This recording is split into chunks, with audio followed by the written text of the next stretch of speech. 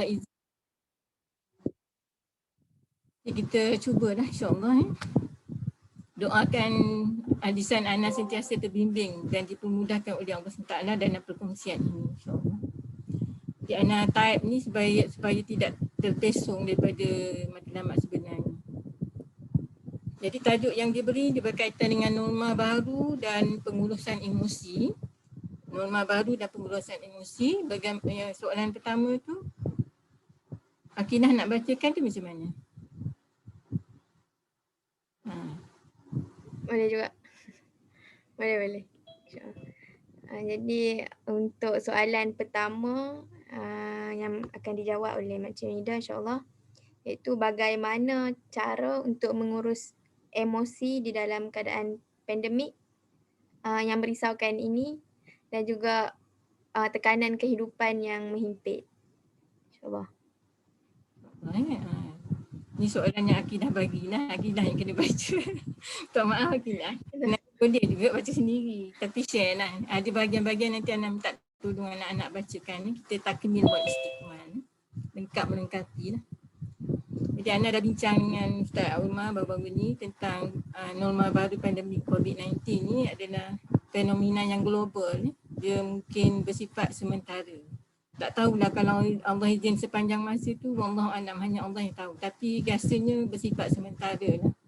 Sebagaimana virus ini masih berkhidmat virus ni tak ada apa, dia ikut saja perintah Allah Dia berkhidmat untuk menguji penduduk seluruh dunia dengan izin Allah SWT.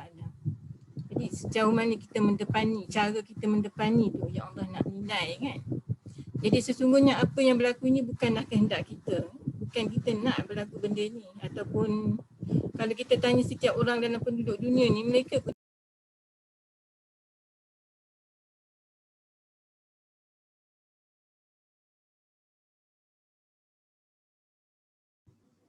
Termute Makcik kot. Makcik Nolida.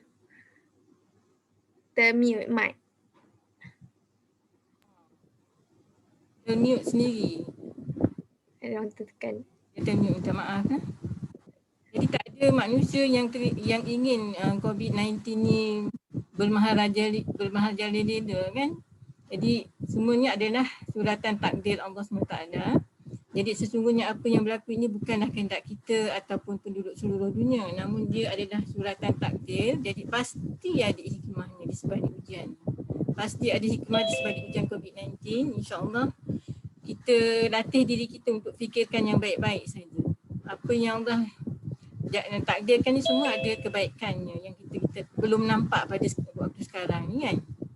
Jadi suratan takdir ini sebenarnya mengandungi ujian-ujian dan tribulasi ataupun dugaan dan cabaran ni. Jadi Allah nak uji cara kita menyikapi dan cara kita mendepaninya. Bagaimana cara kita menyikapi, sama ada kita nak marah-marah ke, nak protes ke kan. Ataupun kita reda dengan takdir Allah ni insyaAllah. Sebenarnya kalau kita baca tentang bentuk ujian ni, ujian ni dia ada dua ujian. Ujian keburukan, kita panggil bala'un sayyi'ah, dan juga ujian kebaikan, bala'un hasanah. Jadi lazimnya kelihatan ujian keburukan seperti COVID-19 ni, seperti tsunami dan COVID-19 ni macam berat kan daripada ujian kebaikan. Kerana ujian keburukan dia menguji kesabaran kita. Hakikat sebenarnya kan kalau kita lihat ujian yang paling berat untuk dilulusi, maknanya kalau kita nak lulus dalam ujian ni paling susah sekali ialah ujian kebaikan. Ujian kebaikan iaitu menguji kesyukuran kita. Itu yang paling payah kita nak lulus sebenarnya. Tapi kalau macam musibah ni kita pasrah kan.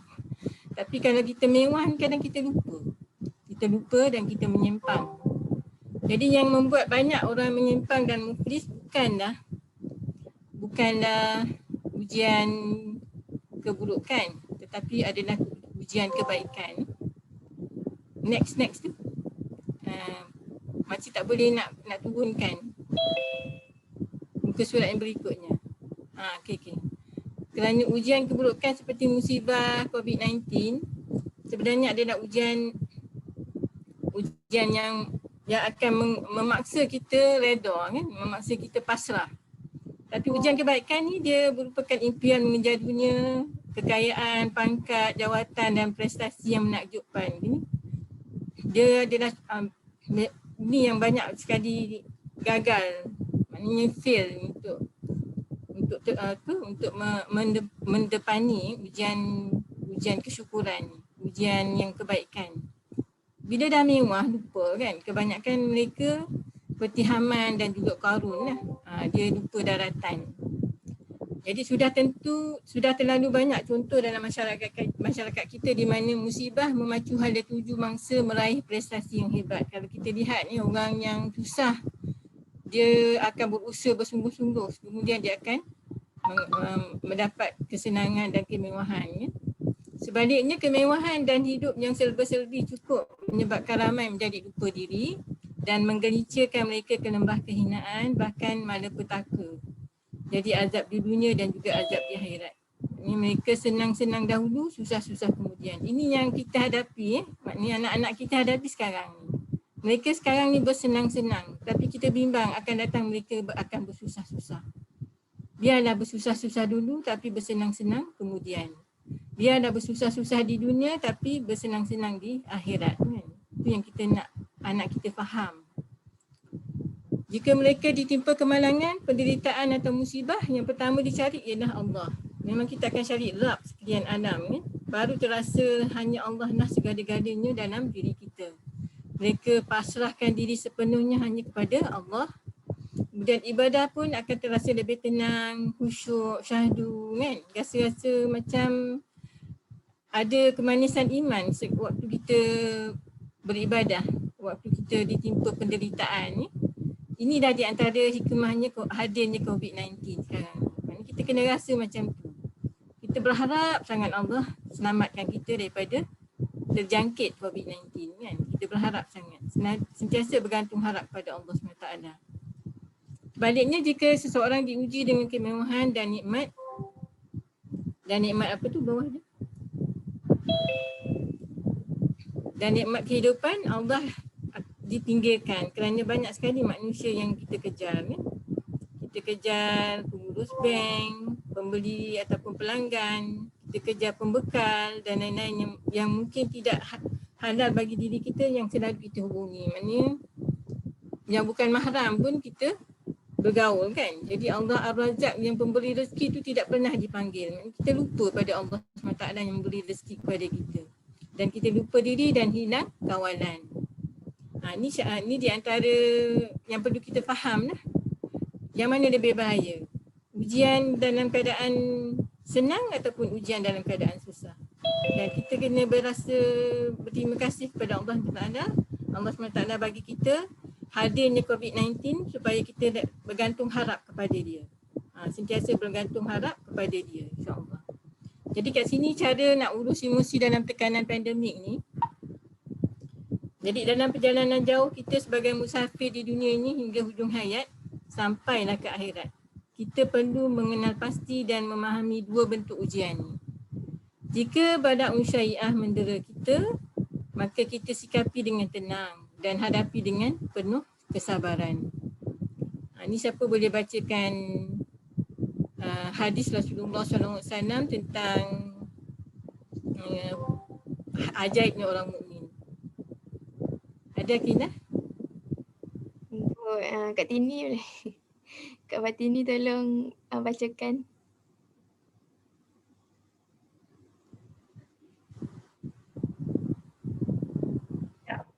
Apa nampak lagi lah. Ya. Tak nampak kan dia punya baris tak nampak. Tapi makcik baca maksud dia lah. Yang lain baca. Macam ni ya. Nak kena besarkan dia. Siapa nak baca? Bagi peluang. Nampak kat ni? Dulu Fatini. Okay. Hadis ni kan. Ajaban li amril mu'min inna amrahu kullahu lahu khair walaysa dzalika li ahadin illa lil mu'min.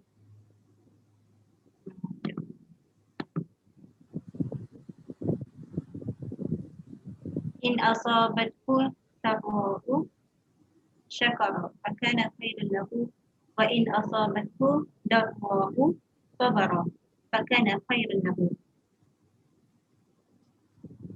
Okay, jazakillah.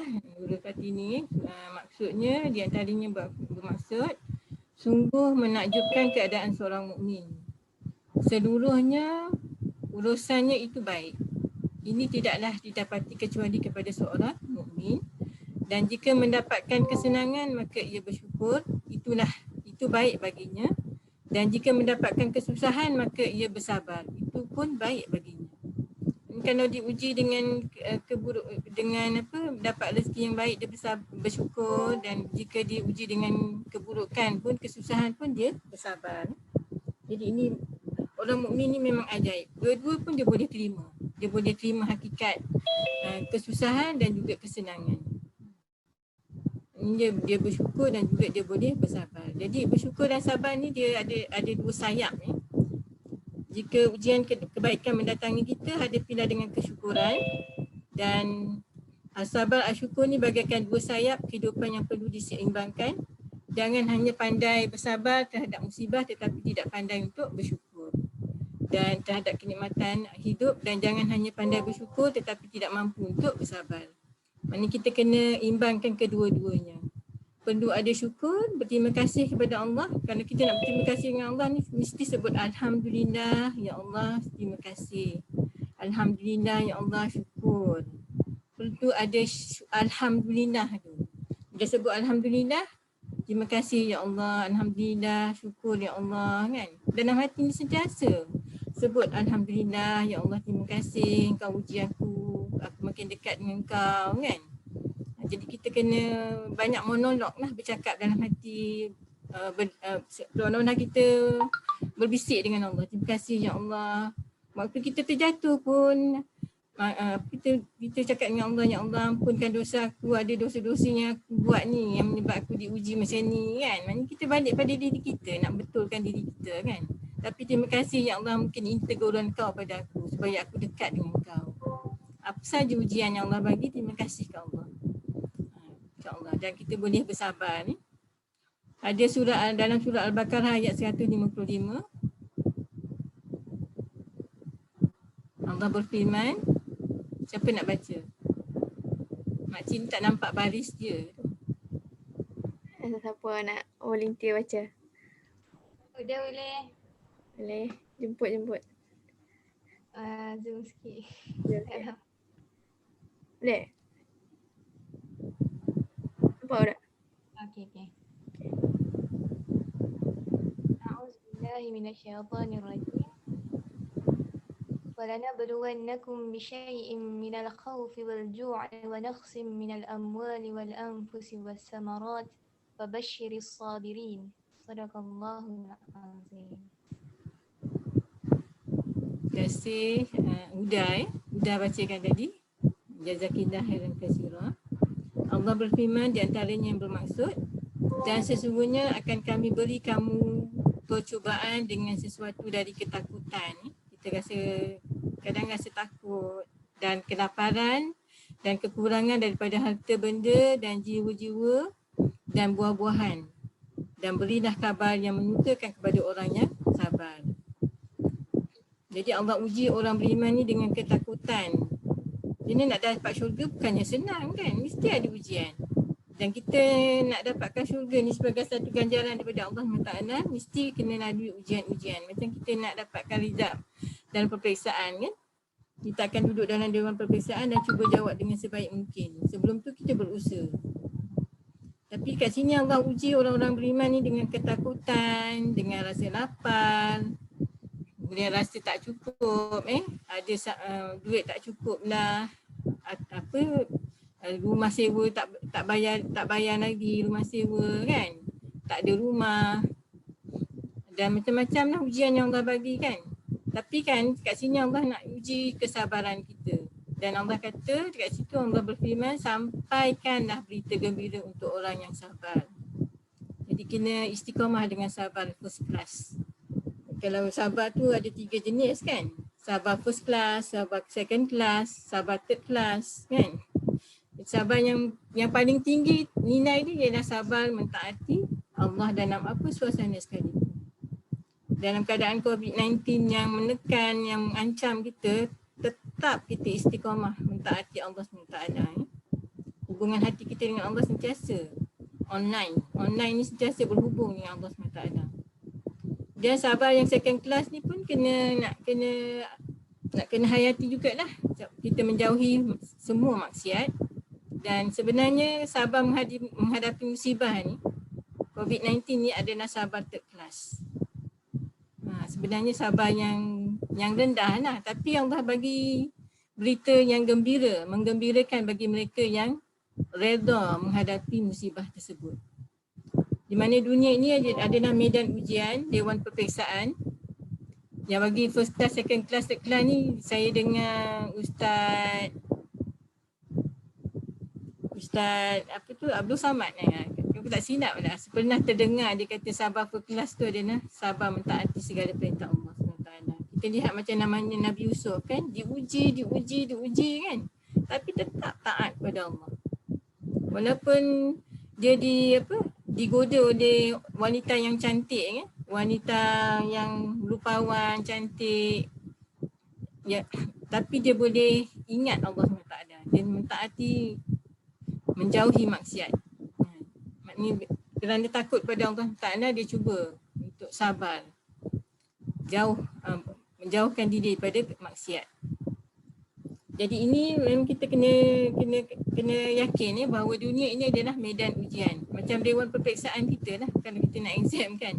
Allah uji bagaimana cara untuk menjawab soalan dan memilih yang lebih baik, memilih takdir yang lebih baik.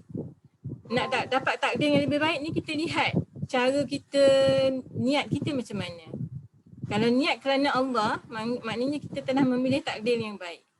Tapi kalau niat kita menyimpang, kita telah memilih takdir yang buruk. Jadi kena istiqamah dengan niat yang baik. Lillahi ta'ala tu nak kena jadi darah daging kita lah, insyaAllah. Jadi balik kepada niat kita, macam mana nak kecilkan sikit sebab dia terhalang dengan gambarnya. Tak dapat baca semua. Jadi kita berbalik kepada niat kita. Berbalik kepada niat kita sebagai hamba Allah untuk berubudiah dan sebagai khalifah Allah SWT supaya kita sentiasa bermanfaat kepada diri, keluarga, masyarakat dan sebagai asatizah anak. Ini tugas khalifah Allah. Sentiasa bermanfaat pada keluarga, masyarakat, negara dan juga alam insyaAllah. Untuk mendaulatkan din Allah SWT di seluruh dunia.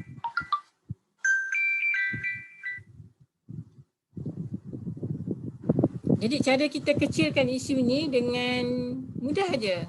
Apa yang kerajaan dah tetapkan, patuhi SOP dia. Kita patuhi SOP-nya tanpa mengurangkan peranan kita dengan tugas utama kita iaitu dakwah dan tarbiyah. Jadi tanggungjawab kita yang utama adalah dakwah dan tarbiyah. SOP tu kita patuhi. Kalau dia kata tutup muka lah. Jangan keluar rumah lah. Itu sunnah ya. SOP itu adalah sunnah Rasulullah SAW. Kalau kita buat dapat pahala. Jadi kita perlu berbeza dengan masyarakat biasa. Kita besarkan Allah. Allahu Akbar ni, Allah tu maha besar dan kita kena besarkan Allah, jangan besarkan COVID-19. Kita kecilkan dia nama-nama nanti dia hilang. Tak payah nak kena besar-besarkan isu COVID-19 ni kan, menakut-nakutkan orang kan. Tapi kita kecilkan dengan membesarkan Allah SWT. Jadi jangan kita tergolong dalam golongan yang menambah masalah. Jadilah kita sebagai seorang yang menyelesaikan masalah ataupun kita panggil troubleshooter. Jangan kita jadi salah seorang yang melawan SOP. Kita jadilah orang yang mematuhi SOP itu. Jadi oleh itu bersemangatlah wahai anak-anak betulkan fokus heart mindset kita bahawa ujian ini bukan beban tetapi adalah cabaran. Tiba-tiba dia tulis dalam buku Kaunseling Rabbani, ujian itu bukan beban tetapi adalah cabaran. Jadi kerana Allah kita akan kuharungi ujian ini dengan penuh syukur dan sabar. Kalau kita doa, ya Allah kuatkan kesyukuranku, kuatkan kesabaranku, minta ke Allah, Allah akan bagi. Jadi kita jangan mudah berputus asa. Sentiasa suburkan hubungan dengan Allah ketika susah dan senang. Online dengan Allah setiap detik, ketika walau di mana kita berada. Kalau kita dah kaya pun, kata Ustaz Umar, dah kaya pun, dah banyak duit pun, jangan putus putus hubungan dengan Allah. Mana tahu akan datangi beberapa orang ni Uda ke Akilah jadi jutawan kan. Dia jadi jutawan pun kita tidak putus hubungan dengan Allah SWT. Jadi kita kena yakin dengan surah Al-Insyirah kan. Sesudah kesukaran pasti ada kesenangan. Kemudian mesti ikhtiar, usaha itu wajib dan hasilnya terpulanglah kepada Allah SWT. Kita serahkan natijah tu kepada Allah SWT. Jadi macam kita belajar, kita mesti berusaha dan hasilnya ada ataupun natijahnya kita serah kepada Allah. Allah lebih tahu natijah yang terbaik untuk kita. Sama ada dia lulus menang ataupun sederhana ataupun gagal. Allah lebih tahu kan. Kadang ada yang berusaha sungguh-sungguh tapi gagal juga tak. Ada yang usaha sikit tapi Allah bagi kemenangan. Allah lebih tahu apa yang sesuai untuk kita. Tapi yang penting usaha. Allah nak nilai usaha kita. InsyaAllah. Dan banyak-banyaklah berdoa. Dan doa tu bukan untuk diri kita saja. Juga kita doakan untuk orang lain. Ya. Itu juga dengan istighfar. Kalau kita istighfar, minta Allah ampunkan dosa kita, ampunkan dosa kedua ibu bapa kita dan kita minta juga Allah ampunkan segala dosa orang mukmin di mana saja mereka berada di seluruh dunia ni. Kita minta Allah ampunkan dosa-dosa mereka.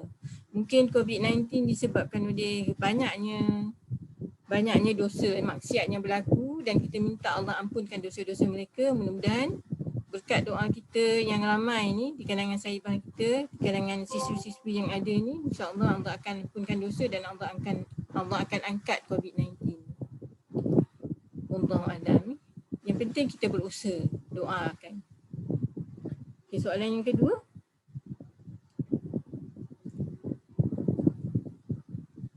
Bagaimanakah cara untuk menguraikan tekanan yang dihadapi dengan cara praktikal?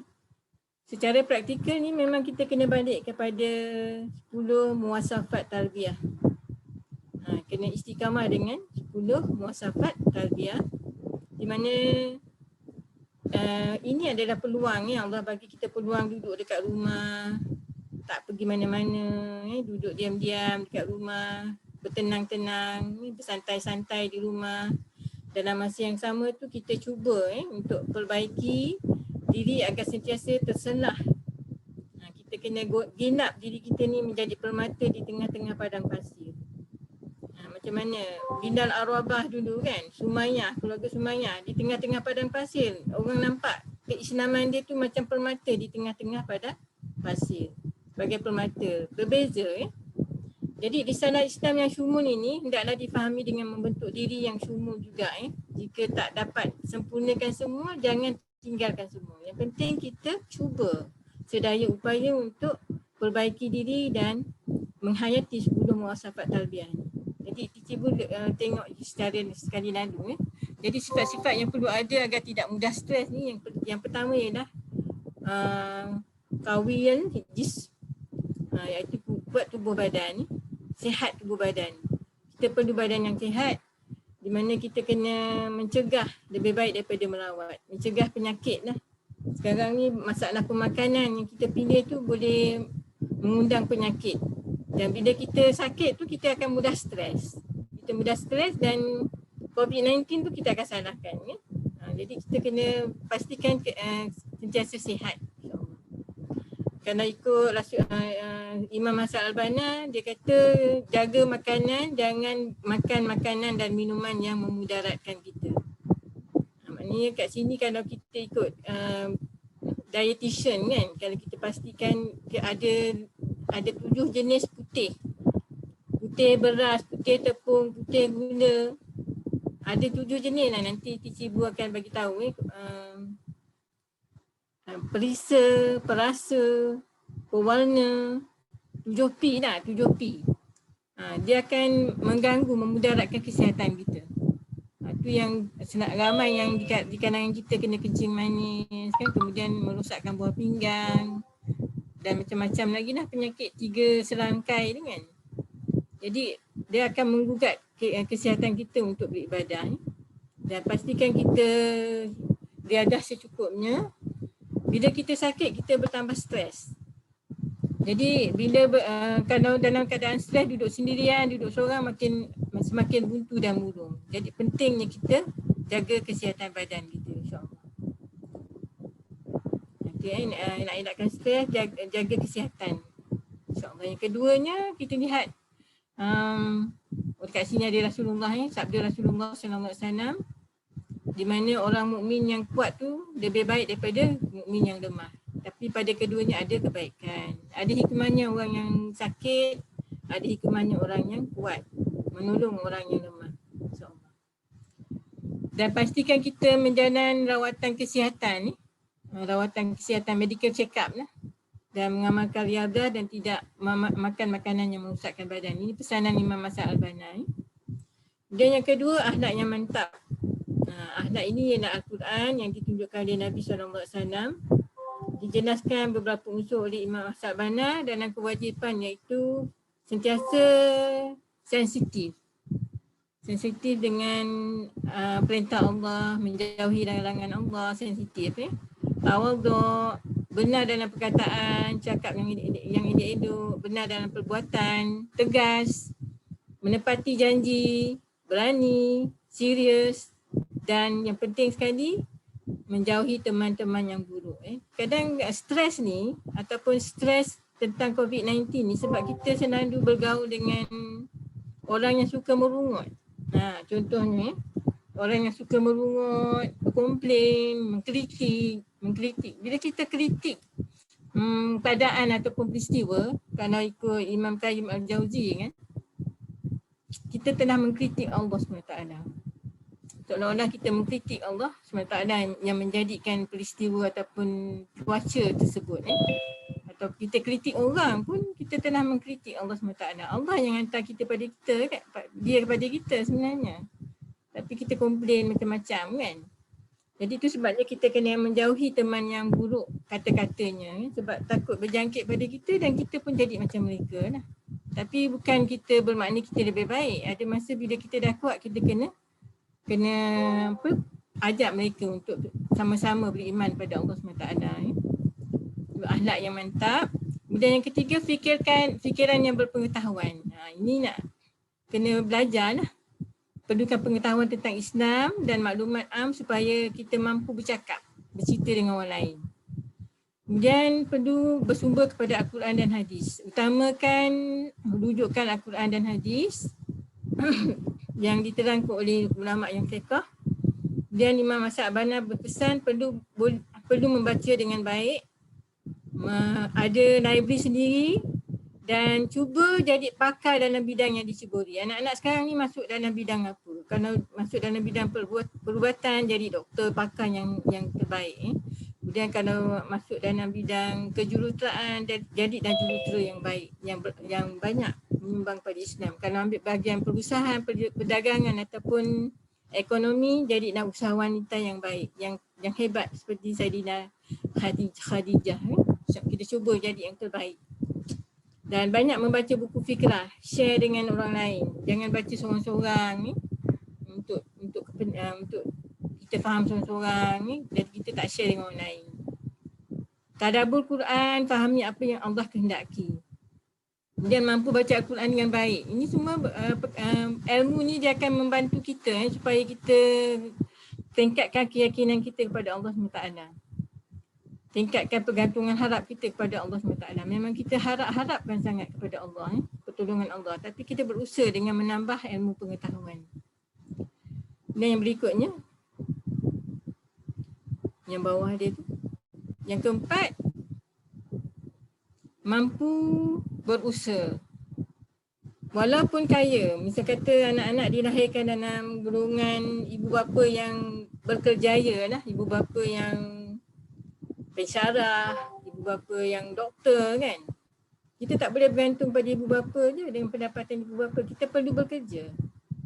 Saya seronoklah tengok cucu-cucu walaupun mak ayah dia berkemampuan, tapi cucu-cucu dah mula berniaga lah. Maknanya berniaga online.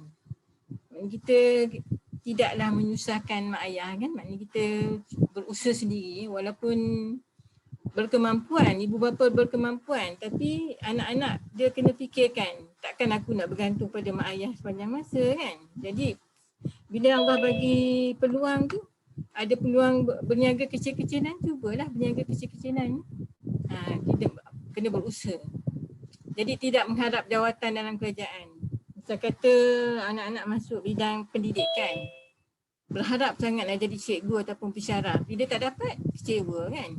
Jadi kita jangan bergantung harap pada Allah. Mana yang Allah takdirkan yang terbaik, itulah yang terbaik. Jadi kita dapatkan kerjaya yang boleh membantu kita berdakwah. Cari kerjaya yang boleh membantu kita, yang tidak menghalang kita untuk teruskan dakwah dan tarbiyah kita. Jadi melakukan setiap kerja dengan betul dan sebaiknya, iaitu ihsan. Dan yang penting sekali, kena ada mindset untuk menjauhi riba dalam semua lapangan. Nak beli kalau boleh beli cash.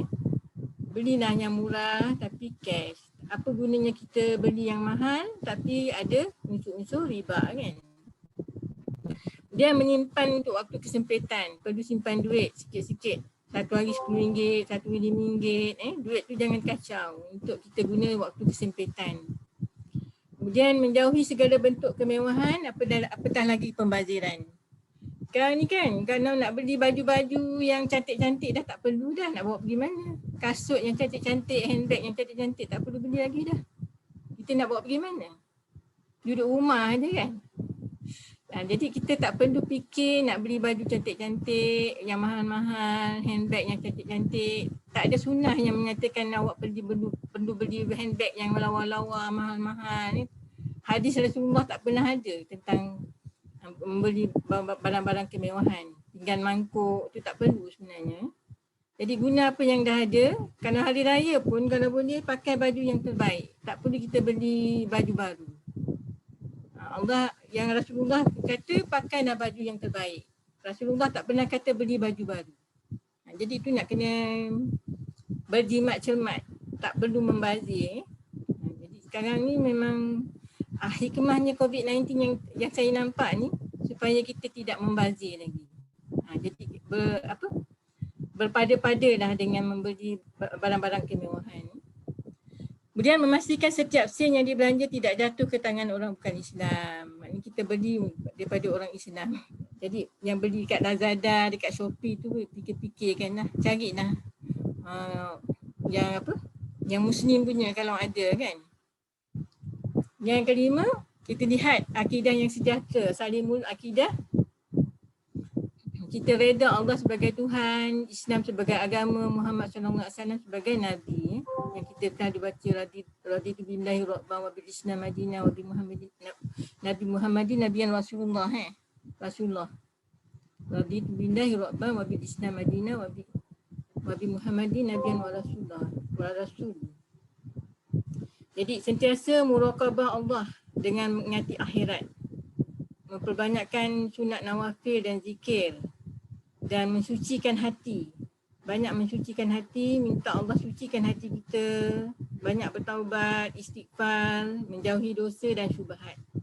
Jadi bila kita jaga akidah sejahtera ni, kita rasa tenang. Kita rasa tenang, Allah yang menjaga kita, Allah yang pegang jiwa kita ni.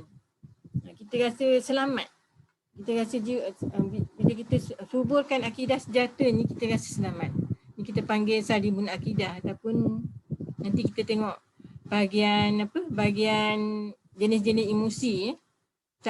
Salimun akidah ni kalau kita suburkan, dia akan melahirkan kalbun salim. Kalbun salim tu dia akan melahirkan emosi-emosi yang positif, insya-Allah. Emosi-emosi yang baik. Yang keenam, ibadah yang betul, sahihul ibadah. Perlu melakukan ibadah yang mengukuhkan roh dan jiwa. Solat lah. Solat tu dengan khusyuk. Waktu kita sujud tu mengadulah dengan Allah. Waktu kita sujud kan, dalam hati kita mengadu dengan Allah, merintih dengan Allah, melayu dengan Allah. Kemudian perlu belajar untuk membetulkan amanahnya dengan mengetahui halal dan haram. Tidak melampau dan tidak berkurang. Janganlah asyik nak beribadat sampai tak tidur. Asyik nak puasa sampai tak berbuka. Maknanya kita kena pertengahan, tidak melampau dan tidak terlampau kurang. Jadi ibadah yang betul tu nak kena tingkatkan dari semasa ke semasa. Yang ketujuh, melawan hawa nafsu. Dekat sini ramai yang kalah. Dekat sini melawan hawa nafsu, mujahadah an-nafs. Yang ketujuh, kita kena perlu berazam, memiliki azam yang kuat untuk melawan kehendak nafsu dan mengikut kehendak Islam. Hawa nafsu ni yang boleh jinakkan dia iman je. Kalau tak ada iman, dia akan bermaharaja-reda. Itu yang timbul emosi-emosi yang negatif. Sebab iman tidak mengawal. Jadi kalau kita nak kawal hawa nafsu, kena kuatkan iman. Kalau iman lemah, hawa nafsu kuat. Setan berdendang sayang lah kalau tengok hawa nafsu kuat kan. Jadi perlu jadikan, kalau kita ikut teori Imam Ghazali kan. Teori Imam Ghazali ni dia jadikan hawa nafsu ni sebagai budak jahat. Dalam diri kita ni seolah-olah sebuah kerajaan. Kalbu kita ni raja. Akal kita ni adalah Perdana Menteri. Segala panca indera, mata, tangan, kaki, mulut, telinga, mata ni semua adalah askar je. Ataupun buluh-buluh yang hanya ikut aja perintah raja. Raja ni kat sini, raja kat kalbu kita ni kan. Kalau baik kalbu ni, maka baiklah segala tindak tanduk. Kalau buruk kalbu ni, maka buruklah segala tindak tanduk. Dia bergantung pada kuatnya iman. Hawa nafsu ni budak jahat. Hanya satu je yang boleh kalahkan hawa nafsu ni. Iaitu polis yang boleh mengawal, boleh menjinakkan hawa nafsu ialah iman. Imam Ghazali panggil iman tu sebagai polis yang mendidik hawa nafsu tu supaya tunduk kepada kehendak Islam. Itu sebabnya kita kena, saya memang seronok baca buku Imam Ghazali. Dia bagi contoh-contoh yang boleh kita faham. Ada raja, ada Perdana Menteri, dia panggil wazir ni, wazir otak ni, penasihat kepada raja kan. Ada budak nakal dan ada polis yang mengawal budak nakal. Jadi kita perlukan iman yang sejahtera, iman yang sentiasa ditingkatkan dari semasa ke semasa untuk menjinakkan hawa nafsu. Jadi tidak menghiraukan apa orang kata. Kadang kita kan duk risau apa orang kata aku nanti kan. Kalau aku tak buat ni apa orang kata. Tapi kita tak rasa apa Allah kata. Yang penting kita nak kena yakin, kena ikut apa yang Allah nak. Jangan ikut apa yang orang nak. Jadi tidak menghiraukan apa orang kata. Maknanya orang jangan nak praktikkan Islam ni, jangan tunggu apa orang kata. Kita kena ikut apa yang Allah dan Rasul kata. Firman Allah dan sabda Nabi. Jadi awalnya memang perit dan sukar bagi mereka yang tidak biasa dengan kesusahan. Tetapi Allah bisa tegar biasa. Kalau kita dah biasakan nanti insya-Allah kita rasa seronok melawan hawa nafsu.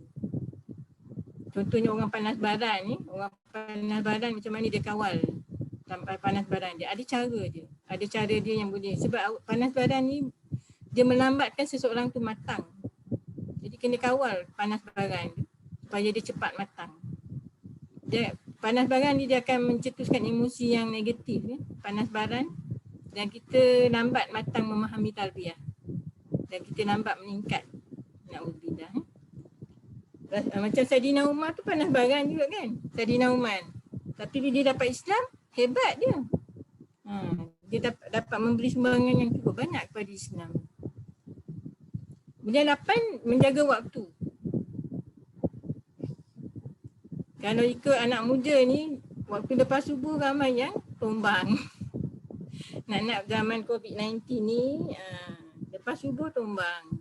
Sebenarnya waktu subuh tu lah yang paling berkah. Lepas subuh tu adalah waktu yang paling berkah. Dan Allah buka pintu rezeki. Pintu rezeki tu Allah buka, ejaan sana tu. Allah buka seluas-luasnya pintu rezeki. Itu sebabnya orang Cina kan, orang Cina yang bukan Islam tu, lepas subuh tak tidur. Orang Cina yang bukan Islam tu, lepas subuh dia tak tidur sebab dia tahu lepas subuh tu memang rezeki melimpah luah. Tapi kita ni tidur lepas subuh, kan rugi kan. Jadi kita kena cubalah perbaiki pengurusan waktu kita. kita kalau boleh lepas subuh tu buatlah aktiviti yang membuka pintu rezeki. Allah dah buka dah pintu rezeki. Raih. Macam mana kita nak raih rezeki yang Allah bagi pada waktu subuh. Kalau kaum lain yang boleh, kenapa kita tidak kan? Jadi waktu tu lebih mahal dari emas. Waktu adalah kehidupan yang tidak akan kembali. Jadi kerana ikut teori teka-teki Imam Ghazali, apa yang paling jauh daripada kita? Apa yang paling jauh? Kalau kita naik roket pun tak akan balik kat sana. Waktu yang dah berlalu. Kita naik roket paling laju pun, jet paling laju pun memang tak akan sampai. Itu waktu yang dah lalu. Maknanya yang masa yang dah lepas. Kalau macam T1000 kan, masa yang muda-muda dulu dah lepas dah, tak boleh nak patah balik dah. Harumlah waktu tua ni. Rugi rasanya tak hafal Quran kan. Kalau rasa muda balik ni, kalau Allah bagi muda balik ni memang nak hafal Quran. Nak hafal ayat-ayat Quran kan. Tapi bila dah tua ni dah daya nak ingatan dah makin kurang kan. Jadi kita buat apa yang terdaya kita buat lah, insyaAllah. Kemudian sahabat kan sentiasa berdoa agar diberkati waktu yang ada pada mereka. Waktu umur-umur tu biar Allah berkati kan. Kerana sambut hari jadi semoga Allah berkati umurmu kini, dulu, kini dan selamanya. Minta Allah berkati umur kita sejak dulu, kini dan selamanya. Dan waktu tu dia kata aku adalah makhluk baru.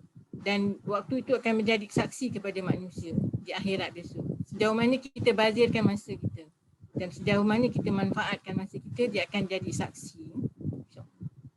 Yang nombor 9 ni tersusun dalam urusan untuk manfaatkan waktu dengan baik, perlu penyusunan dalam segala urusan. Dan paling-paling bagus sekali ialah kita mengamalkan rutin keseharian kehidupan Rasulullah SAW. Macam mana keseharian Rasulullah SAW? Daripada lepas subuh, apa yang Rasulullah buat lepas subuh? Rasulullah tak tidur lepas subuh. Rasulullah tunggu waktu Isra'. Solat sunat Isra', kemudian zikrul, kemudian solat duha. Lepas duha baru Rasulullah jumpa isteri-isteri dia. Dan sebelum subuh tu Rasulullah sahur. Sahur mana yang ada, dah minum air kosong ke, makan kurma yang ada ke. Lepas tu kemudian lepas solat duha, Rasulullah akan ziarah isteri-isteri dia, dan kalau tiba giliran isteri dia yang mana yang dia akan bersama tu, dia akan tanya ada makanan apa dekat sekarang. Ada makanan tak? Kalau ada makanan, kita makan. Kalau tak, kita puasa. Dah ready dah nak puasa. Maknanya Rasulullah tak pernah menyusahkan isteri-isteri dia untuk menyediakan makanan untuk dia. Kalau isteri dia kata tak ada makanan, Rasulullah puasa. Kalau ada makanan, dia berbuka. Walaupun dah niat puasa. Tengok baiknya Rasulullah kan, tak pernah menyusahkan. Dia sangat baik. Dia tidak menyusahkan isteri-isteri dia. Jadi kehidupan seharian Rasulullah ni kita kena ikut. Maknanya lepas jumpa isteri dia, dah lepas dia ziarah semua isteri dia, kemudian dia akan balik ke masjid. Rasulullah akan mengajar Al-Quran, mengajar dakwah dan tarbiyah. Ni lah macam kita belajar. Kemudian waktu Kailulah sebelum Zuhur, Rasulullah tidur sekejap. Sebelum Zuhur. Lepas Zuhur mengajar lagi, mendidik para sahabat. Kemudian sampai Maghrib, sembahyang asar, mendidik lagi. Kalau tak pergi medan jihad, lepas Maghrib buka puasa, kalau puasa, kemudian mengajar lagi. Lepas Isyak terus tidur. Ini keseharian Rasulullah masa dia urusan dia sangat tersusun rapi. Lepas Isyak terus tidur, kemudian Rasulullah bangun awal pagi. Lepas Isyak terus tidur dan Rasulullah bangun awal pagi untuk tahajud. Masa ni lah Rasulullah bercinta dengan Allah SWT, banyak baca Quran, tadabbur Quran ni. Itulah kualiti dia. Jadi kita kena buat mutaba'ah amal. Mutaba'ah amal memang dah ada kan. Jadi sejauh mana kita tingkatkan kualiti mutaba'ah amal kita. Ada kan senarai yang makcik-makcik bagi kan. Kena buat mutaba'ah amal. Sejauh manakah kita tingkatkan kualitinya. Jadi gunakan segala masa dan tenaga tersusun untuk manfaat Islam dan untuk dakwah dan tarbiyah. Dan akhir sekali dia dah sentiasa berguna untuk orang lain. Jadi anak-anak ni umpama lilin yang membakar diri untuk menyuluh orang lain, sibukkan diri dengan kerja-kerja Islam, sibukkan diri dengan kerja-kerja menolong din Allah SWT. Dan sentiasa istiqamah dengan usrah. Istiqamah dengan usrah, halaqah dan rajin-rajin dah cari mad'u. Di kalangan adik-adik yang baru sampai tu, kena cari mad'u untuk menambah mereka yang faham tentang Islam ni. Jadi anak-anak ni adalah penggerak dakwah dan tarbiyah, dan penggerak dakwah dan Islam, dan masa depan Islam ni amat bergantung kepada anda semua, kepada kalian semua. Jadi amal Islam ialah untuk menyelamatkan orang lain daripada kesesatan. Ramai yang sedar bahawa dia telah mensyirikkan Allah SWT. Jadi kita nak selamatkan mereka supaya sentiasa mentauhidkan Allah SWT. Bangun pagi, fikir bukan fikir Allah, fikir nak cari duit. Takut kan jatuh syirik. Alhamdulillah. Jadi kalian merasa gembira bila dapat membantu orang lain. Paling indah dalam hidup ini bila dapat mengajak orang lain menuju ke jalan Allah SWT. Sama-sama merasai nikmat iman dan Islam. Kemanisan iman dan tarbiyah ini, insyaAllah. Okey, soalan yang ketiga. Mengenal pasti bentuk-bentuk emosi yang positif kan. Tapi kat sini ibu bagi bentuk emosi lahir daripada ada 3 bentuk kalbu. Kalau dalam buku Kaunseling Rabbani tu memang ada 3 ni lah. Kalbun salim ni, jiwa sejahtera ni, jiwa yang bersih, dia akan melahirkan emosi yang stabil, emosi yang positif. Kalau dia marah, kalau dia sedih, kalau dia gembira, dia takut, sentiasa terkawal. Dan sesuai dengan masanya dan mendatangkan ganjaran pahala. Dia sedih, dapat pahala, dia marah, dapat pahala, dia takut pun dapat pahala. Takut kerana Allah, dapat pahala kan. Dia takut pun dapat pahala. Dia memberikan ganjaran pahala jika niat ikhlas kerana Allah. Jadi cinta kepada Allah dan Rasul, dia cinta kepada hanya cinta kepada apa yang Allah cinta dan cinta kepada apa yang Rasul cinta. Kalau dia nak benci tu, dia benci pada apa yang Allah benci dan dia benci kepada apa yang Rasulullah benci. Maknanya benci pun ada, benci kepada maksiat kan. Jadi kita kena benci maksiat seperti mana yang Allah tak suka lah. Yang Rasulullah tak suka, kita kena benci. Jadi bagaimana mereka yang memiliki kalbun salim mendepati COVID-19? Jadi orang yang ada memiliki kalbun salim ni, jiwa yang sejahtera, jiwa yang sentiasa diproses keimanan dia. Pemandunya adalah iman. Kalau dia ada iman, dia akan sentiasa berbaik sangka kepada Allah SWT. Orang yang ada kalbun salim ni, dia sentiasa tenang. Kerana dia yakin setiap apa yang berlaku tu adalah takdir Allah. Jadi dia serahkan kepada Allah mengurus segalanya dengan sebaik-baiknya. Dia yakin Allah akan selesaikan semua ni. Jangan rasa kita ni pandai, kita ni hebat, kita lah yang boleh selesaikan. Tak boleh, kita kena serah ke Allah. Allah yang jadikan segalanya, Allah yang akan selesaikan. Jadi kita kena yakin bahawa soal rezeki, soal jodoh, soal ajal sudah Allah tentukan. Jadi kita jangan bimbang. Kita jangan bimbang dengan rezeki kita jangan bimbang dengan jodoh kita jangan bimbang dengan ajal kita. Yang kita bimbang, ibadah kita ni macam mana? Allah terima ke tidak? Jadi kena yakin sepenuhnya tentang soal rezeki, soal jodoh dan soal ajal. Yakin sepenuhnya seperti mana kita yakin dengan rukun iman yang ke-6 ni. 100% yakin sepenuhnya. Tugas utama kita adalah berubudiyah. Mengabdikan diri, memperhambakan diri hanyalah kepada Allah. Jadi di era COVID-19 ni adalah sebaik-baik peluang untuk kita mariamkan diri masing-masing. Macam mana kita nak mariamkan diri masing-masing? Ada Makcik Mariam tak kat sini? Makcik Mariam ada tak? Nak mariamkan diri masing-masing ni. Kini Ibu Nabi Isa macam mana dia menjadi pengabdi yang taat. Ini adalah berkat doa isteri Imran ni, mak kepada Maryam, nama dia Hana kan, isteri kepada Ali Imran. Dia doa kan, dia doa kepada Allah supaya dia nazar ni, kalau anak aku ni kalau lahir nanti aku nak jadikan dia orang yang menjadi pengabdi yang taat. Dia akan bekerja dekat Masjidil Aqsa kan. Tapi yang lahirnya perempuan. Tapi dia tetap teruskan nazar dia. Dan Maryam ni adalah hasil doa ibu dia. Hasil doa ibu dia. Dan ibu dia pernah berdoa supaya dia dijauhkan daripada gangguan syaitan. Wa inni u'iduha bika wa dzurriyyataha minasyaitonir rajim. Ya Allah, kau jauhkanlah diri dia dan juga keturunannya daripada gangguan syaitan. Dan Maryam juga dengan Nabi Isa ni tak pernah diganggu oleh syaitan ni, sebab berkat doa ibu dia. Jadi kita kena latih diri dalam era COVID-19, duduk rumah dan diam tu, latih diri menjadi pengabdi yang taat. Pastikan kita ada mihrab kita sendiri. Ada bilik kecil kita untuk kita beribadah.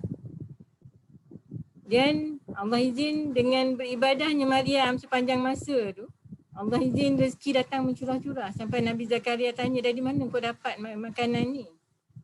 Maryam kata, dari Tuhan tu. Tak tahu macam mana cara Allah sampaikan makanan kepada Maryam ni waktu dia beruzlah dan juga beribadah dalam mihrab dia, insya-Allah. Jadi kena banyak serah urusan ni kepada Allah dengan baca surah Al-Ghafir ayat 44. Siapa ingat surah Al-Ghafir ayat 44? Akidah ingat? Wa ufawi Kena check, nak kena tengok. Allah. Innallaha basirun bil ibad. Kita serahkan segala urusan ni biar Allah yang tangani segala masalah kita. Serahkan bulat-bulat pada Allah. Allah akan selesaikan semua masalah kita, insya-Allah. Jangan kita tunjuk pandai kita dah yang hebat, kita nak buat segala-galanya. Padahal kita lemah, kita ni hamba kan. Tak mampu nak melakukan segala-galanya. Urusan COVID-19 ni urusan Allah. InsyaAllah Allah akan selesaikan. Kita yakin Allah akan selesaikan. Kemudian kalbun marid ni ialah jiwa yang berpenyakit. Diragui keikhlasannya dan perlu dilatih. Macam kita lah ni. Kita dalam keadaan kita sekarang ni lah. Banyak sangat penyakit dalam jiwa kan. Diragui keikhlasannya, perlu latihan dan ditalbiah lagi sampailah hujung nyawa. Agar mendapat kalbun salim. Yang penting kita ada niat untuk mendapat kalbun salim. Kadang-kadang orang yang jiwa berpenyakit ni kalau dia marah, dia marah berlebihan ikut hawa nafsu. Kalau dia menangis tu, menangis sedih tidak terkawal. Kalau dia membenci tu, dia membenci melampau-lampau membenci. Sampai tak boleh nak memaafkan langsung. Nak benci melampau-lampau, itu bahaya sangat. Kalau kita tidak proses jiwa kita supaya sentiasa dibersihkan untuk mendapat kalbun salim. Jadi biasa kalau kalbun marid ni dia banyak melayan kehendak hawa nafsu. Ada masa rasional, banyak masa tak rasional. Kerana dikuasai oleh hawa nafsu dan imannya lemah. Polis yang menjaga budak nakal tu lemah kalau ikut Imam Ghazali. Polis yang menjaga budak nakal tu lemah. Tak mampu nak mengawalnya. Jadi ketika iman memandu kehidupannya mestinya stabil, sekejaplah stabil. Tapi kerana penyerahan hatinya total kepada Allah. Jadi kalau penyerahan hati kita total kepada Allah, emosi kita stabil. Tapi ketika hawa nafsu memandunya, emosinya tak stabil. Masih ada reserve. Dalam diri dia ada reserve untuk tangani sendiri masalahnya. Aku boleh buat, aku boleh. Dia rasa diri dia hebat lah macam syaitan kan. Dia kata dia lebih baik daripada manusia yang dibuat dari tanah. Itu na'udzubillah. Masih ada reserve untuk tangani sendiri masalahnya. Rasa diri hebat, tiada penyerahan secara total kepada Allah SWT. Ini masalah dia akan melahirkan emosi yang negatif lah. Dan kalbun mayit ni tak perlu kita bincangkan, dia adalah jiwa orang yang tidak beriman kepada Allah SWT. Kalbun mayit. Mereka tidak bersyahadah, mereka tidak orang-orang etis tu lah, orang kafir yang tidak beriman kepada Allah SWT. Jiwa dia mati. Dia akan tangani sendiri segala masalah, langsung tiada penyerahan kepada Allah. Segala amalannya sia-sia di sisi Allah SWT. Okey, nombor 4 ni paling penting sekali. Tajuk derita dalam senyap. baca tu macam menakut. Derita dalam senyap ni, kalau senyap dia akan bunuh diri kan. Ada emosi yang perlu diluah atau disimpan dan diurus sendiri. Jadi derita dalam senyap ni sebenarnya kalau orang yang ada tarbiyah, dia tak akan menderita. Orang yang ada tarbiyah, dia tidak akan menderita, dia akan bahagia dengan Allah SWT. Macam mana Asyah isteri Fir'aun ni, walaupun duduk dengan orang yang zalim, tapi dia tetap bahagia bersama Allah SWT. Dia bahagia dengan ubudiah dia kepada Allah SWT. Sebab dia ada tarbiyah. Jadi orang yang agak-agak kalau ada derita dalam senyap ni, sama ada dia emosi tu diluah ataupun disimpan atau diurus sendiri, sebenarnya dia boleh urus sendiri seperti yang didahului oleh Bunda Maryam ni ketika melahirkan Nabi Isa. Di antaranya yang bermaksud, kemudian rasa sakit akan melahirkan memaksanya bersandar pada pangkal pohon kurma. Kemudian Maryam berkata, wahai betapa baiknya aku mati sebelum ini. Dan aku menjadi orang yang tidak diperhatikan dan dilupakan. Dia duduk seorang-seorang tu. Mengandung tanpa suami. Nak melahirkan anak. Bayangkan mengandung tanpa suami, lepas tu nak melahirkan anak. Rasa macam, dia kata lebih baik aku mati, dia kata kan. Dia mengeluh tu. Mengeluh tapi mengeluh seorang-seorang. Tapi dia tak bunuh diri. Sebab apa? Allah selamatkan dia. Syaitan tak kacau dia. Syaitan tidak kacau dia. Jadi Bunda Maryam tidak pernah diganggu oleh syaitan berkat doa ibunya iaitu isteri Ali Imran. Boleh sujud surah Ali Imran. Wa inni u'iduha bika wa dzurriyyataha minasyaitonir rajim kan. Jadi kalau kita ni, kita kena benteng diri kita daripada gangguan syaitan. Kadang kalau ada baru 2-3 minggu lepas ada ibu-ibu muda lah, 2-3 orang ibu muda duk mengadu. Dia kata stresnya, dia kata banyak hutang, tak mampu nak bayar, rasa macam nak bunuh diri dia. Dalam pandemik COVID-19, dia rasa macam nak bunuh diri. Lepas tu, kenapa dia jadi macam tu? Sebab dia diganggu oleh syaitan. Diganggu oleh syaitan. Padahal dia beriman. Dia solat, dia puasa, tapi ada lintasan-lintasan hati untuk bunuh diri kan. Sebab terhimpit lah. Tapi alhamdulillah dia meluahkan ni. Jadi kena benteng diri kita dengan baca surah kalau paling-paling tidak a'udzubillahi minasyaitonir rajim ni, kita baca ta'awuz ataupun kita baca surah Al-Mu'minun ayat 97-98 ni. Rabbi a'udzubika min hamazati syayatin wa a'udzubika rabbi an yahdurun kan. Ya Allah, ya Tuhanku, aku berlindung kepada Engau dari bisikan-bisikan syaitan dan aku berlindung kepada Engkau ya Tuhanku dari kedatangan mereka dan mengganggu aku. Supaya syaitan jangan ganggu aku kan. Kita doa banyak-banyak. Cibu kan baca doa ni tiap-tiap pagi lepas duha. Lepas duha 100 kali. Kalau tak baca, dia syaitan kacau. Baca ni 100 kali sehari baca. Selepas duha ataupun selepas sunat Isra. Baca doa ni 100 kali. Tapi kalau bila tak baca kan, mulalah datang emosi yang gangguan tu datang. Syaitan dia sentiasa attack kita. Sentiasa nak menyesatkan kita supaya kita tidak ikhlas beribadah pada Allah SWT. Sebabnya penting doa ni. Paling bagus kita baca maksurat. Maksurat pagi dan petang. Kena istiqamah baca al-maksurat. Jadi jangan lepas. Siapa yang emosi dia tak stabil, baca pagi dan petang. Lepas hafsah, lepas subuh. Lepas subuh, lepas asar ataupun lepas maghrib. Kalau tak lepas asar, lepas maghrib. Istiqamah baca al-maksurat ni supaya emosi kita stabil. Iman kita kuat. InsyaAllah. Bawahnya sikit. Kalau nak mengeluh tu, mengadulah sebaik-baiknya semasa sujud. Nak mengeluh tu boleh. Mengeluh, ya Allah aku tak mampu, ya Allah aku lemah, ya Allah aku tak tahu macam mana nak selesaikan masalah ni. Masa sujud tu baca la ilaha illa anta subhanaka inni kuntu minadh dhalimin kan. Baca doa Nabi Yunus ulang-ulang. Nangis sepuas-puasnya. Nangis sepuas-puasnya masa kita bersujud pada Allah Taala. Nanti kan lepas solat tu lega. Allah lapangkan fikiran kita, lapangkan jiwa kita. Yang penting nak mengeluh boleh, mengeluh pada Allah. Mengadu pada Allah, merintih pada Allah, melayu pada Allah. Mengadulah sebanyak-banyaknya pada Allah. Allah tu Maha mendengar kan. Yang penting kita jangan ungkit-ungkit.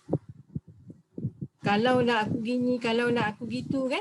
Bila kita ungkit tu dia akan mengundang syaitan. Syaitan tu dia lagilah menyebabkan kita rasa stres. Lagi emosi yang boleh menambah penderitaan, kita bertambah derita. Tu yang syaitan seronok. Dia dapat kawal kita kan. Jadi kita lihat bagaimana Bunda Maryam dia diurus diri dia dengan kalbun salim. Sejahtera jiwa dia. Walaupun rasa macam nak mati tapi dia tak bunuh diri. Dia merintih. Lebih baik aku mati kalau macam ni. Terlampau sakit ke, terlampau tak dipedulikan orang tak kisahkan dia kan. Duduk bersendiri. Tapi dia tak bunuh diri sebab adanya kalbun salim yang menyelamatkan dia. Jiwa yang sejahtera. Jadi kita boleh ikut jejak Bunda Maryam dengan banyak istighfar. Astagfirullahaladzim. Biasa tak sedap wajah hati kan, istighfar. Rasulullah SAW istighfar satu hari 70 hingga 100 kali. Rasulullah tu maksum. Kita ni pendosa kan, banyak dosa. Kita kena banyak istighfar lebih lagi, insyaAllah. Dan banyakkan selawat, zikrullah, baca Quran. Kalau misal kata terlampau emosi tu diam je lah. Duduk diam-diam. Diam-diam tu berisik dengan zikrullah. Jangan diam-diam mengumpat orang, diam-diam marah orang, membenci orang. Tak boleh tu. Kita kena zikrullah. Diam-diam zikrullah. Berisik dengan zikrullah. Okay, kalau kita rasa kalbu masih tak sihat, ada penyakit dalam jiwa kita, maka kita perlu luahkan kepada orang yang dipercayai. Boleh luahkan. Macam beberapa ibu muda jumpa teacher ibu kan, dia cerita tentang hutang lah, macam-macam lah.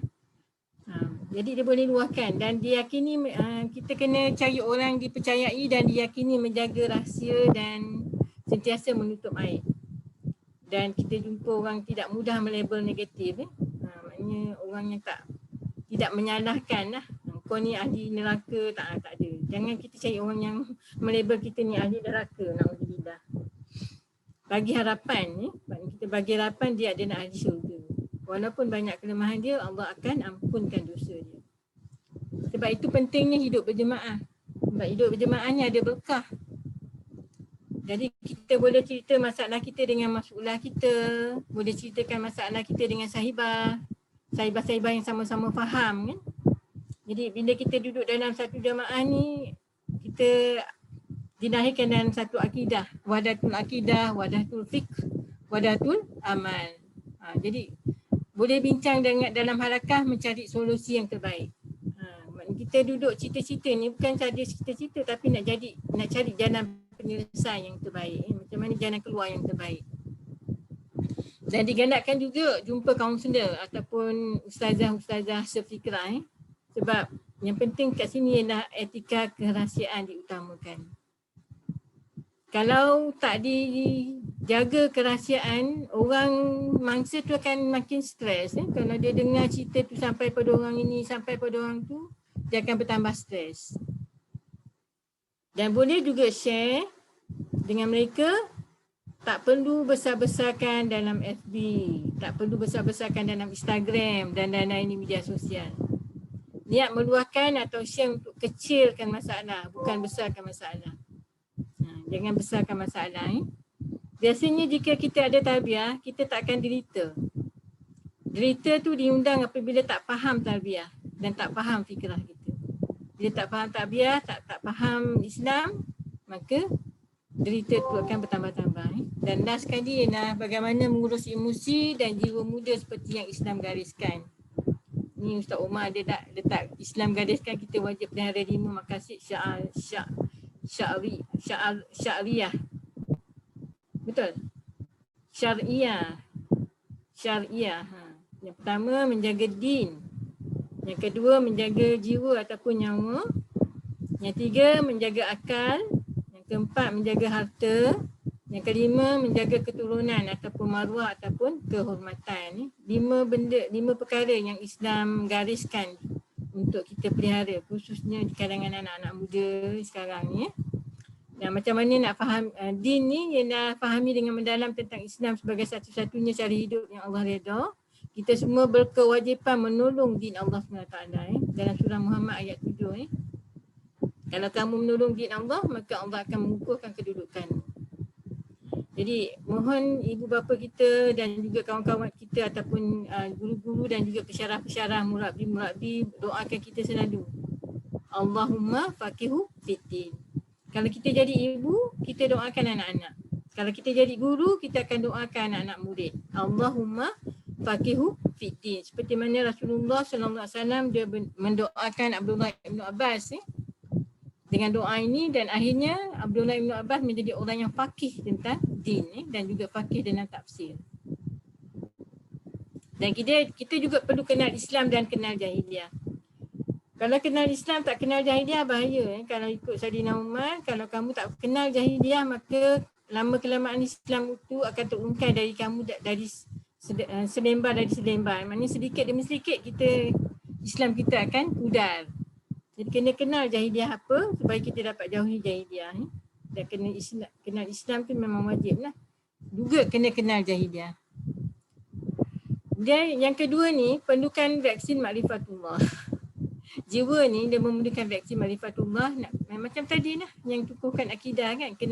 Kenal Allah, dan bila kita kenal Allah maka kita kenal diri dan tanggungjawab kita.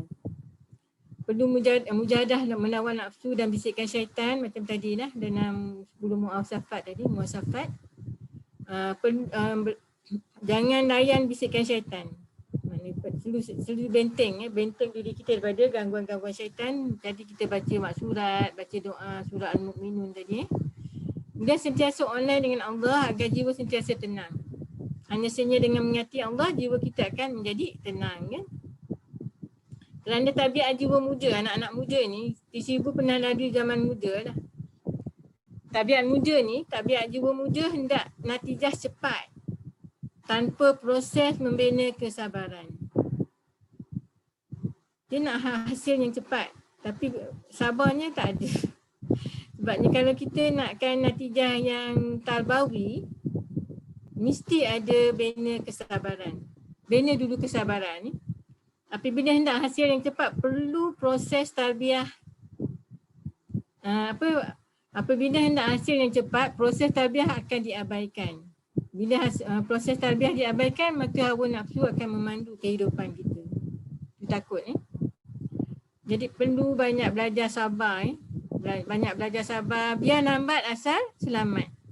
Kita ni, proses tarbiyah kita ni memang lambat tapi selamat, insya-Allah. Jangan cepat tapi tarbiyah terabai. Tapi hawa nafsu pula yang memandu kehidupan kita kan. Jadi panas baran tu perlu ditangani segera kerana panas baran tu boleh melambatkan kematangan. Ingat pesan Rasulullah SAW, jangan marah. Jadi cara nak tangani marah ni ialah banyak berwuduk, solat, baca Quran, istighfar dan banyak diam. Diam. Ada hadis Rasulullah SAW ni, kalau kamu beriman kepada Allah dan hari akhirat, berkatalah yang baik ataupun diam. Nak cakap yang baik-baik. Kalau tak mampu cakap yang baik, diam je. Diam dan istighfar banyak-banyak. Dan yang ketiga ialah akal. Semarakkan budaya iqra', banyak membaca, banyak mengkaji, banyak bertadabbur Al-Quran, tadabbur alam. Lihat alam ni kita ingat kebesaran Allah. Dan kita baca Quran, dalam setiap ayat Quran tu Allah perkenalkan diri dia.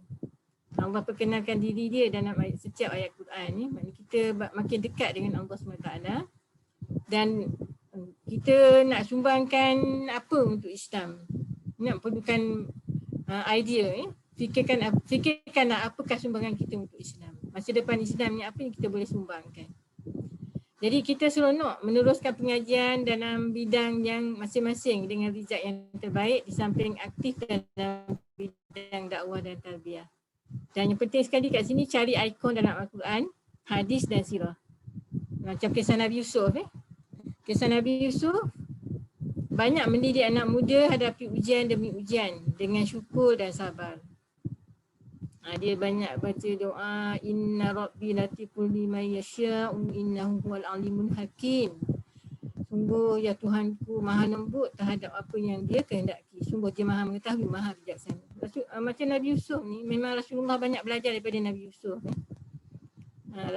Rasulullah SAW ni banyak belajar daripada Nabi Yusuf. Memaafkan masa menawan kota Mekah. Dia belajar daripada Nabi Yusuf. Nabi Yusuf ni daripada kecil sampailah dia dalam penjara kan, sentiasa diuji.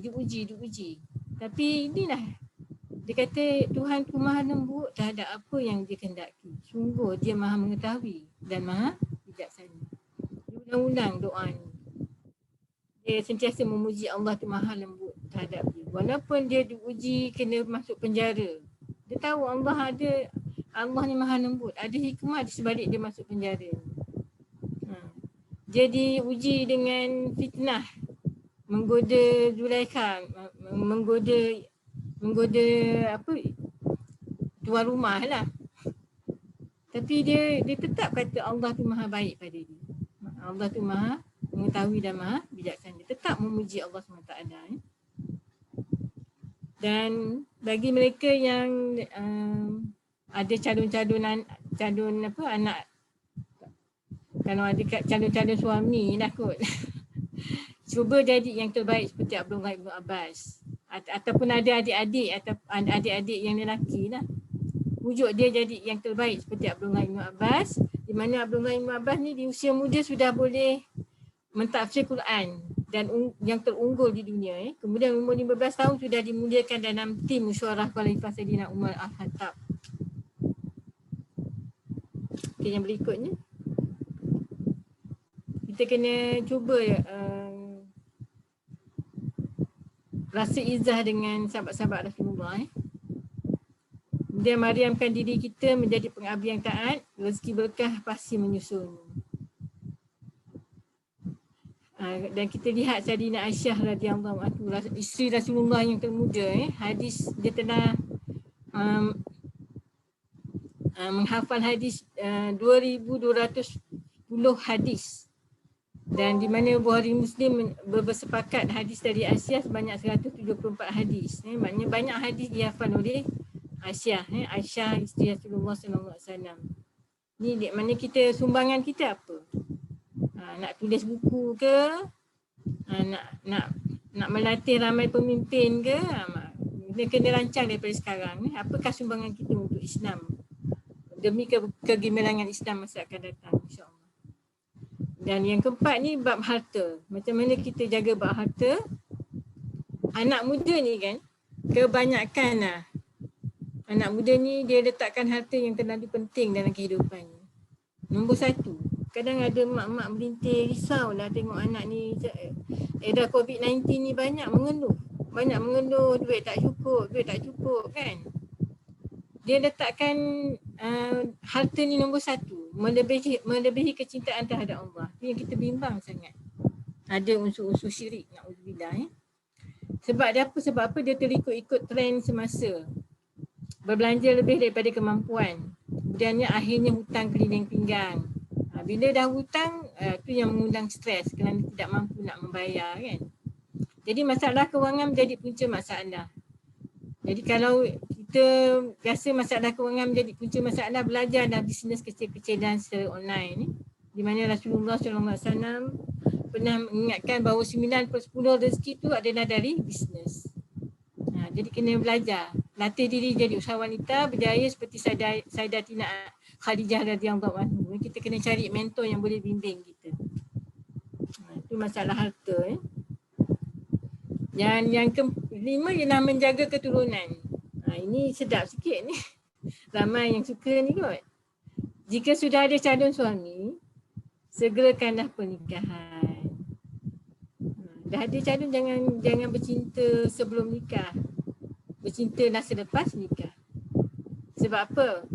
Musim COVID-19 lah kita jimat belanja kan. Tak payah buat kenduri. Masa ni lah bagus kalau nak bernikah. Jadi bercinta selepas nikah sangat berkah. Rezeki sudah ada Allah tetapkan. Jangan bimbang tentang rezeki. Jangan bimbang tentang macam mana sewa rumah, macam mana duit makan. Tak, jangan bimbang. Rezeki tu Allah dah tetapkan. Cuma jemput dengan keikhlasan kita berubudiah. Kita berubudiah pada Allah 100% rezeki tu datang melimpah-limpah insya-Allah ya. Dan niat nikah untuk sakinah mawaddah warahmah agar lebih kuat mewarisi risalah dakwah, menyambung tugas para rasul. Maknanya niat nikah ni bukan saja-saja nak nikah seronok-seronok, tapi kita nak mewarisi risalah dakwah, saling menguatkan takmil wal istiqmal antara isteri dan suami dan isteri sentiasa sakinah mawaddah warahmah.